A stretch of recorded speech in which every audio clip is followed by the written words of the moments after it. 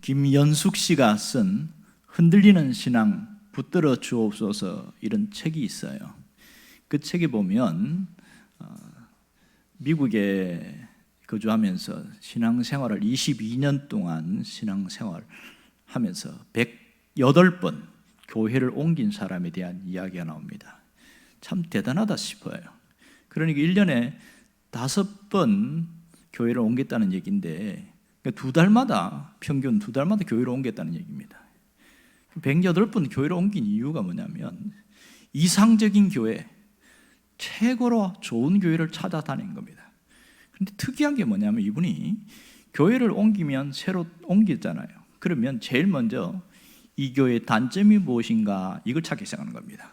그래서 제일 먼저 목사님의 단점부터 찾기 시작하는 거예요. 목사님의 외모가 어떻니, 그 다음에 말하는 게 어떻니, 뭐 이런 거 하면 그래서 그걸 노트에 적어요. 꼼꼼하게 노트에 적고, 그 다음 두 번째로는 주보를 보고 하면서 이 교회 행정이 어떤가 보고, 또 주방에도 돌아다니고 성도들 만나고 하면서 성도들에도 단점을 꼬박꼬박 적어요. 이 교회 이 성도는 아무개 성도는 뭐가 어떻고 아주 빼곡하게 적고, 그걸 또 귀하게 여기는 거예요. 자기 뿌듯하게 이 교회는 이런 단점이 있다. 그리고 나서 마음에 안 들어서 한 2달 되면 또 교회를 옮기는 거예요. 그 다른 교회 갖고 또 적고, 아마 여러 교회를 다니는 경험은 있겠지만 그분이 22년 동안 다닌 이후에 마지막 결국은 돌아가셨는데 장례를 치러줄 교회가 없는 거예요. 소속된 교회가 없으니까 그렇게 떠돌다가 쓸쓸하게 돌아가셨단 말이에요. 결국은 108번째 간 그 교회 담임 목사님이 마음이 처근하고 안타까우니까 마지막 장례식을 치러줬던 그런 일이 있다고 이렇게 나옵니다.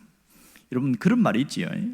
인생의 방황은 주님을 만나면 끝나고 신앙의 방황은 건강한 교회를 만나면 끝난다, 이런 얘기가 있습니다. 그만큼 교회의 정착의 중요성에 대한 이야기를 하고 있는 것이죠. 이 세상에는 그렇게 단점이 없는 교회는 아무도 없습니다. 왜냐하면 모두가 불완전하거든요. 이상적인 교회를 향하여 나아갈 뿐이지 그 현장 속에 있습니다. 오늘 우리가 이것을 깊이 생각하고 나가면 좋겠습니다. 오늘은 교회 설립 15주년은 되는 그런 날입니다. 제가 2005년도에 1월 달에 천안에 올라와서 그렇게 교회 설립을 준비하고 있는데 얼마나 날씨가 추운지 아주 톡톡하게 신고식을 치렀습니다. 강추위가 계속 몰아치고, 그래서 2월 23일 날 첫 예배를 드리고 2월 28일에 이제 교회 설립을 하게 되었습니다. 그때에 6명의 분들이 함께 교회 설립했는데 거의 다 처음 설립할 때 가신 분들은 거의 다 이제 계시지 않고 아주 소수의 한 사람들만 있습니다. 그때에 신부동에 상가 2층에서 28평 되는 곳에서 함께 예배를 드리게 되었고, 그러다가 2011년도에 성정 2동 상가 3층 58평 되는 3층하고 지하 이렇게 해서 두 곳으로 이렇게 함께 예배를 드리다가 2019년도 2월 달에 이곳으로 이제 옮겨서 함께 예배드리고 있습니다. 그러니까 건물로서는 3번 이렇게 옮기게 된 것이죠. 그래서 늘 생각하는 게 뭐냐면 교회가 무엇인가, 그런 것을 항상 고민을 할 수밖에 없습니다. 우리가 교회에 올 때 보면 여러 계통을 거쳐서 교회에 오는데 대부분 이제 어릴 때는 부모를 따라서 교회로 오는 경우가 거의 많습니다. 부모가 교회를 가니까 가고요. 그 다음에 교회로 오는 경향은 아는 사람 아니면 친구를 통하여 소개를 받든지 해서 교회를 이렇게 오게 되어집니다. 많은 분들이 그렇게 해서 교회를 오게 되어지고, 또 소수의 사람들 중에서는 자기가 어떤 자기 현실이 굉장히 어려워요. 굉장히 힘들고 어려운데 그 속에서 갑자기 교회에 가고 싶다는 마음이 들기도 하고, 어떤 분은 꿈속에서 십자가가 보였대요. 그래서 자기가 교회에 나왔다, 이런 분도 계시고 여러 가지 모양으로 교회를 나오기도 하십니다. 그런데 교회를 나왔는데 간혹 교회 나온 분들이 실망을 느끼는 경우가 굉장히 많습니다. 내가 교회 갔는데 교회가 왜 그런지 모르겠다 이러면서 실망을 해요. 왜 실망을 할까요? 그분이 바라는 교회 상이 있어요. 자기가 생각하는 나름대로의 교회 상이 있는데 그것이 예배당에 와갖고 예배 드리고 또 사람들 만나보니까 여지없이 다 깨지는 거예요.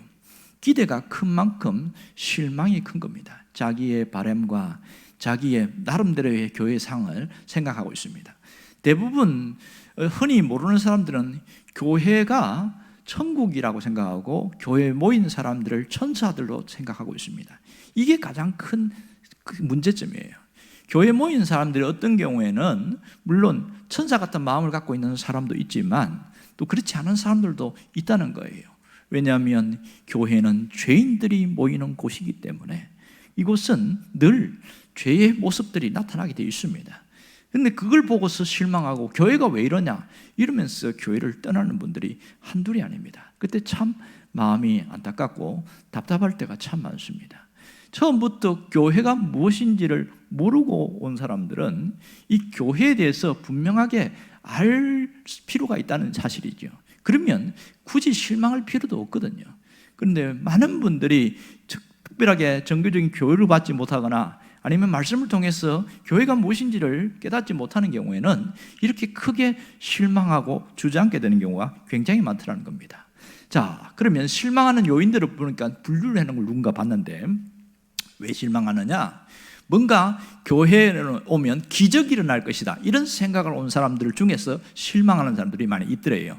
그러니까 자기 문제가 풀어지고 병이 고쳐지고 뭔가가 나은 특별한, 내가 그냥 해서는 안 되는데 교회 와서는 특별한 기적이 일어날 것이다 이렇게 생각하는 사람들이 있대요. 또 하나는 새 것을 바라고 새로운 뭔가를 듣고 그래서 그 교훈을 받기 위해서 교회 온 사람들 중에 실망하는 사람들이 있다 이럽니다. 자, 새 것이 있습니까? 성경이 예수님이 대한 것도 2000년 전의 이야기고 이미 아브라함 이야기도 그 한 수천 년 전의 이야기인데 무슨 새 것이 있겠어요? 그런데 가끔 교회라는 간판을 걸어놓고 새로운 말씀을 전하는 사람들이 있습니다. 이 사람들 다 100% 가짜입니다. 거의 보면 이단입니다. 물론 새롭게 깨달을 수는 있겠지만 성경에 새로운 것은 없습니다. 옛 것은 늘 하나님의 말씀은 그대로입니다. 이것이 이 새 것을 자꾸 추구하는 사람들, 이게 문제이지요. 또 한 부류는 사랑을 받기 위하여 교회 오는 분이 있어요. 외롭고 쓸쓸하고 고독하고 그러니까 외로운 마음에 교회에 왔는데 자기가 교회에 와서 사랑을 받으려고 그래요. 끊임없이 사랑을 받으려고 그래요. 나중에 교회를 나가면서 하는 소리가 이 교회는 사랑이 없네 이러면서 툭 튀어나가는 거예요. 사실 생각해보면 자신은 누군가를 사랑을 줄 마음이 눈꽃만큼도 없어요. 무조건 받으려고만 하는 거예요. 사랑을 주지 않는데 어떻게 사랑을 다 받을 수 있겠냐고. 모든 사람들이 사랑을 받으려고만 하면 이 교회가 무슨 교회가 되겠습니까? 얼마나 쓸쓸하고 삭막하겠어요. 사랑을 받는 것보다 더 중요한 것은 사랑을 주는 겁니다. 그래서 성경은 사랑은 주는 것이다 그렇게 이야기한 이유가 여기 있는 것이지요. 내가 하나님으로부터 은혜를 받았고 하나님으로부터 사랑을 받았으면 그것을 흘려보내는 것, 그것이 우리가 해야 될 일인데 이게 없어지는 것이 문제인 것이지요. 또 하나는 인정받기 위하여 교회 온 분들이 있습니다. 내가 어떤 사람인데, 내가 이런 사람인데 이런 것을 자꾸만 교회에 와서 드러내려고 해요. 그래서 교회에 왔는데 자신을 인정해 주지 않을 때 확 마음이 상해버리는 겁니다. 아니 그래도 내가 이런 사람인데 이러면서 자꾸 자기를 인정해 주기를 원하는 거예요. 조그만 일을 하면 그것에 대해서 칭찬하고 격려해 주고 그것을 띄워주고 사람들 앞에 공개적으로 이렇게 해주기를 원하고 이런 사람들이 있습니다. 이런 사람들 중에서는 거의 실망을 많이 하더라는 거예요. 그래서 교회가 뭐냐 이러면서 문을 딱 차고 떠나가는 사람들이 가끔 있습니다. 그런데 믿지 않는 불신자들 중에서 교회가 뭡니까? 이렇게 막 소리치면서 가끔 있어요. 그런 분들은 보면 그러니까 자신을 도와달라 그런 의미에서 얘기하는 분들이 있습니다. 우리가 교회가 무엇인가 그것에 대한 심각한 고민과 교회가 교회되게 만들어 나가는 그 일들을 위해서 우리가 나름대로 많은 고민을 해야 되는 건 맞습니다. 물론 뭔가 원하는 사람들은 자신의 개인적인 욕망이 충족되지 않은 것에 대한 불만의 표시로 교회가 뭐냐 이렇게 따지는 분이 있긴 하지만 우리가 여기서 교회가 무엇인지를 깊이 생각하고 하는 것이 대단히 중요합니다. 정말 교회가 교회의 본질을 잃지 않고 나아간다면 우리가 그 사명을 잘 감당하는 사람이 될 것이다 그런 생각합니다. 오늘 본문에서는 교회가 무엇인지에 대한 그 해결책 방법을 제시해 주고 있습니다.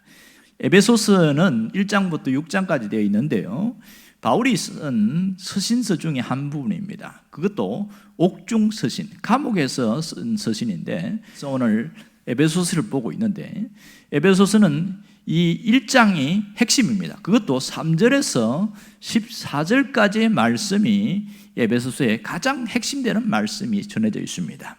여기 오늘 설교할 부분은 3절부터 14절까지를 포함하고 있습니다.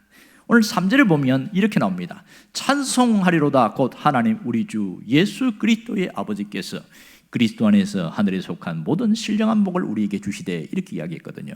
자, 처음 바울이 이야기하면서 찬송하리로다 이러면서 이야기를 합니다. 근데 이 헬라어 원문을 보면 3절부터 14절까지 내용이 하나의 문장으로 되어 있어요. 우리나라 한글 성경은 절을 나누어서 되어 있지만은 하나의 문장으로 이렇게 나와 있는데, 찬송하리로다 이렇게 시작했다가 우리 주 하나님을 찬양합니다 14절에 그렇게 끝이 나요. 이렇게 해서 하나로 맺는데, 지금 바울이 지금 어디 있습니까? 감옥에 있잖아요. 감옥에 있으면서 무엇이 그렇게 감격스럽길래 찬송하리로다 이렇게 이야기하며 나가는 것인가 하는 거예요. 도대체 바울이 느꼈던 감격은 무엇이고 무엇을 찬송하고 있습니까? 여기에 3절을 보면 찬송하는 이유에 대해서 얘기하면서, 그것은 하늘에 속한 모든 신령한 복을 우리에게 주셨기 때문에 우리가 찬송을 해야 된다, 이런 얘기를 하고 있거든요. 하늘에 속한 신령한 복, 이게 무슨 복입니까? 누구에게 주는 복이냐고요? 여러분, 하늘에 속한 신령한 복, 이것은 하나님이 주시는 특별한 복입니다. 햇빛과 공기와 물을 그냥 사람들에게 주듯이 주는, 아무나에게 주는 복이 아니라 특별한 사람들에게만 주시는 하나님의 복입니다. 이 복을 누가 받을 수 있습니까? 예수를 믿는 사람들만 이 복을 받을 수 있거든요. 그렇지요? 예수를 믿는 사람들이 받는 이 신령한 복은 오늘 여기에서 집약하면 3가지로 나눌 수 있습니다. 첫 번째는 오늘 하나님의 자녀됨의 복입니다. 4절에 보면 그 얘기가 나오는데요, 곧 창세전에 그리스도 안에서 우리를 택하사 하나님의 자녀가 됐다는 이 놀라운 특권은 우리가 정말 귀한 겁니다. 이 자녀가 됐다는 특권이 언제 이게 효력을 발휘합니까? 그것이 죽음 이후에 강력한 효력이 나타납니다. 또 하나는 이 땅에 살아갈 때에 자녀가 된 자에게는 하나님이 보증하신다고 그랬어요. 자녀를 버리지 아니하고 하나님이 지켜주시는 놀라운 역사가 있습니다.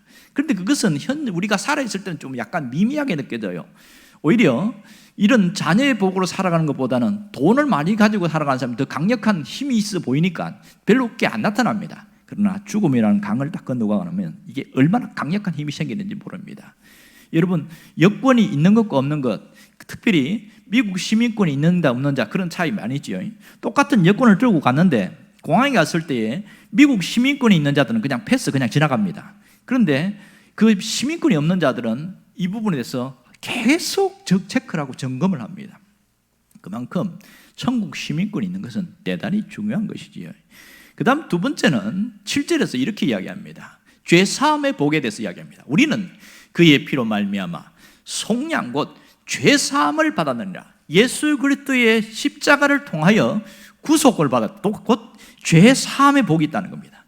사람이 가장 괴로움을 당하는 게 뭐냐면 양심의 고통이에요. 죄의 고통입니다. 죄에 짓눌려 사는 사람이 의외로 많습니다. 이것은 믿지 않는 자들도 자신이 잘못했을 때 끊임없이 그 죄에 대해서 후회하고 짓눌리고 이렇게 살아가는 사람이 굉장히 많습니다. 그러나 죄 사함, 너의 죄가 없어졌다, 그것을 누리고 사는 것은 복 중에 큰 복입니다. 여기에 평안함이 있고, 여기에 자유함이 있고, 여기에 기쁨이 있습니다. 하나님이 하늘의 신령한 복의 두 번째는 죄 사함의 복이다, 이렇게 말씀하고 있습니다. 그 다음에 세 번째는 성령이 우리에게 오신 거예요. 오늘 13절에 보면 약속의 성령으로 인침을 받았으니 이렇게 말합니다. 성령님이 우리에게 오셔서 너는 하나님의 자녀다, 도장을 찍었다는 거예요. 인을 쳤다는 거니까. 너는 하나님이 붙드는 자다, 이렇게 성령께서 약속으로 분명히 얘기하고 있다는 거예요. 이게 놀라운 점이지요. 그러니까 하늘의 신령한 복을 받는 사람들은 세 가지죠.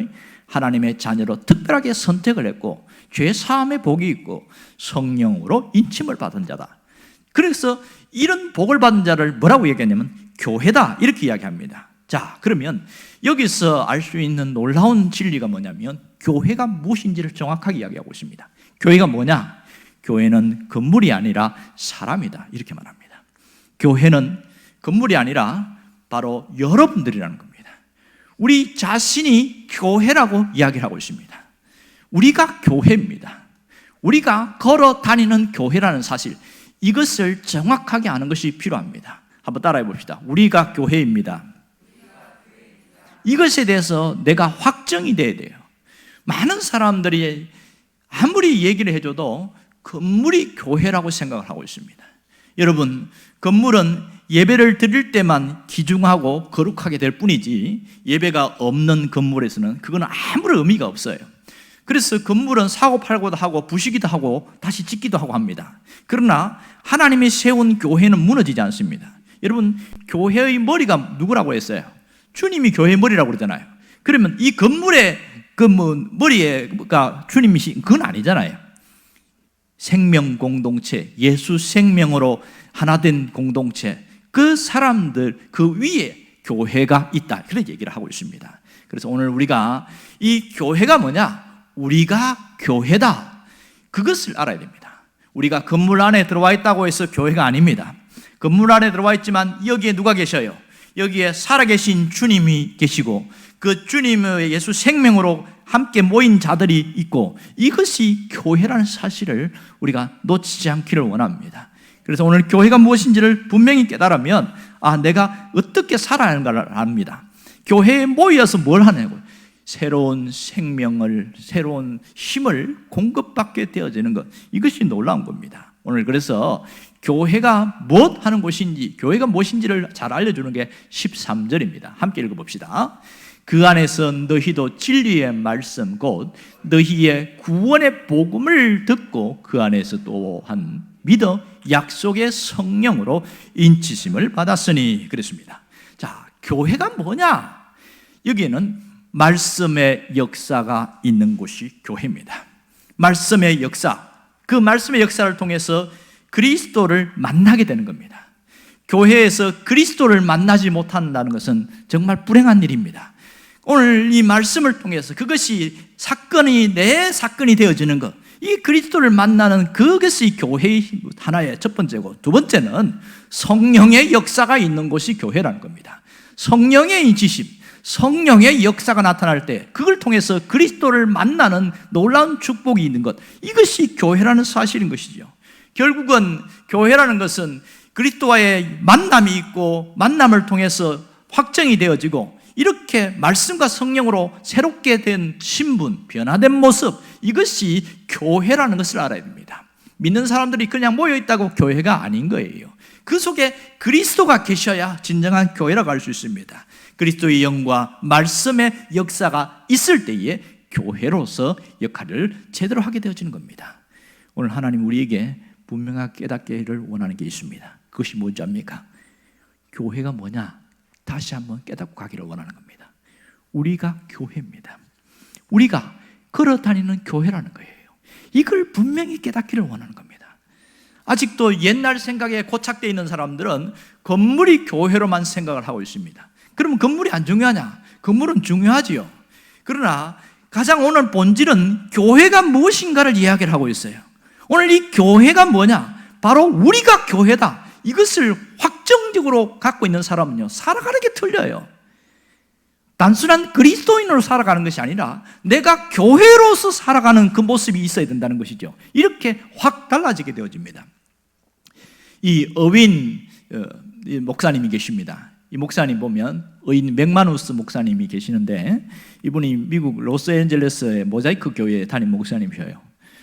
건물도 있고 한데, 교회가 뭐냐, 이 정체성에 대해서 심각한 많은 고민을 하시다가 교회 건물을 팔아버렸어요. 물론 혼자 판 건 아니고요. 그 교회에 이제 장로님들이나 교회 지도자들하고 여러 번 논의하고 기도하고 고민하다가 결정해서 마지막 교회를 건물을 팔았습니다.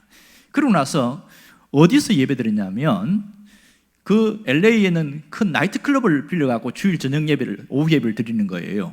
희한하지요. 좀 극단적인 선택 것처럼 보이긴 합니다만은, 이분이 고민한 게 뭐냐면, 교회가 뭐냐? 왜 교회를 팔았냐면, 그게 주변에 수많은 젊은이들이 있는데 교회를 아무도 안 오는 거예요. 아무도 안 와. 그래서 이걸 어떻게 할까 고민을 하다가 함께 의논해서 교회를 팔고, 어떻게 하면 저들에게 그리스도가 누군지를 전하고 그들에게 교회가 무엇인지를 보여줄 수 있을까, 그렇게 고민하다가 이분이 그렇게 해서 나이트클럽에서 시작을 했습니다. 그랬더니 옆에 있는 목사님들이 약간 비아냥거리는 거예요. 목사님, 교회를 팔았다면서요? 이렇게 막 그러니까 이 맥만욱스 목사님 뭐라고 그러냐면, 저희들은 교회를 판 게 아닙니다. 건물을 팔았습니다. 우리가 교회입니다. 우리가 주님과 함께한 우리가 늘 그들에게 찾아가서 성육신된 모습을 보여주기 위해서 우리가 찾아가는 겁니다. 그러면서 그렇게 시청거리고 마약과 술과 이런 데 찌꺼들어 있는 그 젊은이들에게 찾아가서 예수님이 누군지를 이야기해주고, 그 다음에 그래서 이제 공동체를 만들어 나가고, 그래서 교회를 만들어 나가는데 많은 사람들이 회개하고 돌아오는 거예요. 이분은 상당히 극단적이긴 했지만은 교회가 무엇인지를 정확하게 알고 있는 부분이에요. 그래서 많은 성도들에게도 교회가 뭐냐? 우리가 교회입니다. 이것을 계속 인지시켜주고 우리가 교회로서 살아가야 된다는 것을 끊임없이 강조하기 시작했습니다. 건물을 없애버리고 나니까 교회에 대해서 새롭게 생각하게 된 거예요. 그동안에는 끊임없이 건물에 집착하던 사람들이 사람에게 집중하기 시작한 겁니다. 이 한 사람이 복음을 받아들이고 예수를 믿는 거기에 집중하기 시작하고 성도들의 삶이 달라졌습니다. 여러분, 가끔 어떤 데가 보면 어느 교회 예배당 이렇게 간판을 써놓은 데가 있어요. 요즘은 뭐 그런 많이 줄었긴 합니다만은 왜 꼭 예배당이라고 썼습니까? 이렇게 물어보니까 성도들이 건물이 교회인 줄로 착각하고 있어서 여기는 예배당이라고 이것을 인식시키려고 그렇게 했다, 뭐 그런 얘기를 하더라고요. 그만큼 교인들이 교회가 무엇인지를 너무 모르고 있다는 것에 참 답답함을 토로하고 있어서 충분히 공감했습니다. 여러분, 교회의 근본은 살아계신 그리스도께 있습니다. 교회의 본질은 그리스도가 살아계셔야 제대로 된 교회입니다. 만일 우리가 교회라고 했지만 내 안에 그리스도가 안 계시면 그거는 가짜인 것이지요. 교회가 아니지요. 그리스도가 살아있을 때만 진정한 교회가 됩니다. 어떤 분들은 그러면 우리가 교회라고 그랬으니까 우리가 모여서 함께 친교하고 뭐 나누고 먹고 음식도 먹고 이렇게 나누고 하면 그럼 교회겠네요. 맞을까요? 그건 교회가 아니에요. 교회라고 말할 때는 한 사람 한 사람이 그리스도를 모신 자가 교회에게 맞기는 하지만 함께 모인 공동체가 교회가 되려면 거기에는 그리스도의 임재가 있어야 돼요. 거기에는 예배가 있고 성례가 있어야 됩니다. 하나님께 돌리는 영광이 있어야 돼요. 그게 있어야 진정한 교회라고 말할 수 있는 것이지요. 어디에 뭐 여행 가갖고 함께 모였다고 해서 그건 교회가 될 수가 없는 거예요. 교회는 본질은 맞지만 교회 공동체로서는 제대로 된 교회라고 말할 수가 없는 겁니다.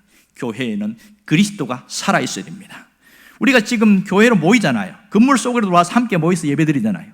이거 여기서 가장 중요한 게 뭔지 아세요? 주님을 만나는 겁니다. 주님을 만나야 됩니다. 매주마다 이렇게 함께 모여서 예배 드리는데 주님을 만나는 그 만남이 없이 그냥 돌아가는 사람들이 있어요. 정말 안타까운 일입니다. 이건 교회가 뭔지를 모르니까 그냥 와서 그냥 앉아서 찬송 부르다가 졸다가 그냥 딴 생각하다가 그냥 가버리고, 이게 뭐냐고요. 이 교회가 뭔지를 모르니까 이렇게 생각하는 거죠. 답답하지요. 교회가 뭔지를 제대로 알면 여기서 내가 주님을 만나야겠구나, 그 사모함이 있고 간절함이 있고 주님을 만나는 놀라운 회복이 있습니다. 그래서 어떤 분은 교회는 주유소와 같다 이런 얘기를 합니다. 무슨 얘기입니까? 뭔가 기름이 떨어졌을 때 주유소에 가서 충전하잖아요. 교회에 와서 새로운 힘을 얻고 생명력을 얻어서 다시 나가는 것, 이것이 교회의 진정한 모습인 겁니다. 그래서 이 교회에서 모인다 이렇게 이야기하잖아요. 함께 모여서 예배드리는 것, 이것이 대단히 중요합니다. 하나님은 우리가 교회된 우리가 이 하나님의 신령한 이 역사, 그리스도의 임재, 이런 것이 나타나기를 원하십니다. 여러분, 내 마음속에서 하나님의 놀라운 역사가 있어야 돼요. 이 예배에 왔을 때에 회개가 있고 찬양이 있고 기쁨이 있고 감사가 있고 고백이 있고 이런 모든 가운데 여기에서 주님을 만나는 역사가 있는 거예요. 말씀을 듣는데 졸다 가는 사람에게 무슨 성 그리스도의 임재가 있겠습니까? 말씀이 말씀으로 내 안에 들어왔을 때 탁 부딪혔을 때에 깨달아지는 그때가 주님을 만나는 그 시간입니다. 여러분이 그리스도를 만남이 그 임재가 있고 그리스도를 만남이 있기를 원합니다. 그래서 교회된 내가 이 함께 모였을 때에 그리스도의 신비로운 만남의 체험들이 있어져야 내가 살아갈 힘과 능력이 생기게 되는 거예요.